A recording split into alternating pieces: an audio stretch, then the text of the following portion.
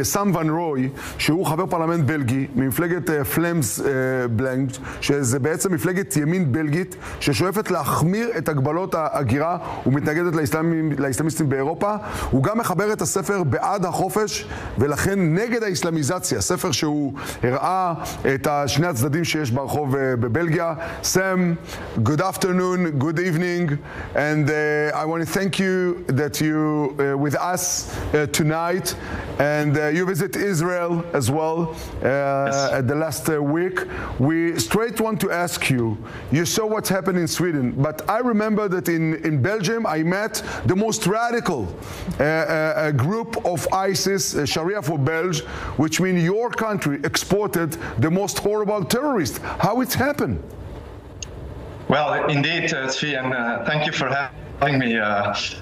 Yeah, you know, the whole west of Europe is Islamizing already for many decades, especially indeed a country like Belgium, unfortunately. But also all the other Western European countries have imported large amounts of Muslims from all sorts of different Islamic countries. And of course, when you do that in a massive and an uncontrolled way, then you import also a lot of radical Muslims and a lot of jihadists, terrorists. And yeah, we see more and more the result of it. And the jihadist terror attack against Mr. Salwan Momika is just another example of the Islamization of Europe, unfortunately. It's horrible. But you know, do you really name it by the name? Because the Swedish can't call it Muslims, young people are hurting our country. They said it's young people, that it's, you know, it's not religious background. They're hiding and they're not telling the truth. Do you use another language in Belgium? You're in another stage, or you're in the same level like all the Europeans? Unfortunately, Belgium is the same as all the other European countries. I must say, in the west of Europe, in the east of Europe, in countries like Hungary, it's a total different story, because they're not so politically correct, and they just don't allow mass immigration of Muslims. So they don't have the Islamization. But countries like Sweden, Germany, France, Belgium, the Netherlands, UK, they're all very politically correct. And even now, after the horrible killing of the Islam critical activist, Mr. Salwan Momika, who was a refugee himself, by the way, from Iraq, an Assyrian Christian, well, they're still not acknowledging what is the real core of the problem here, and that is Islam, that is the Quran. That is exactly what Mr. Momika was telling all the time, was showing all the time.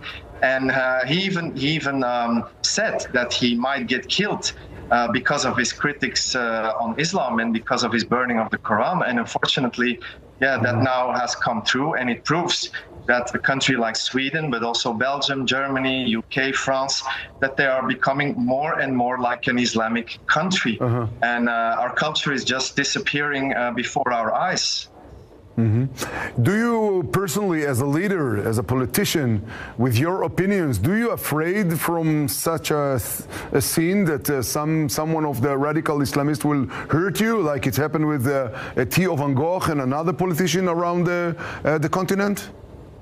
Well, yes, of course. I'm afraid for many people in the west of Europe and in the West, because there are many people who criticize Islam, especially also, I must mention, this is not just politicians like me, but people like Salwan Momika, people with a background from an Islamic country who leave Islam, who become an ex-Muslim, criticize Islam very, very fundamental.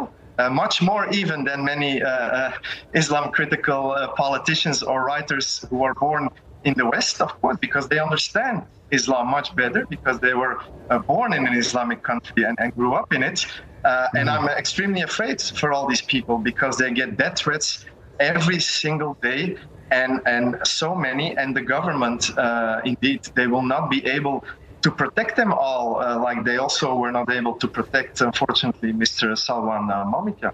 You know, what happened in Germany, for example, they tried to take out the parties that support the right wing, and it's an undemocratic step. But do you feel as well in Belgium that they try to push the right wing politician out of the democratic game?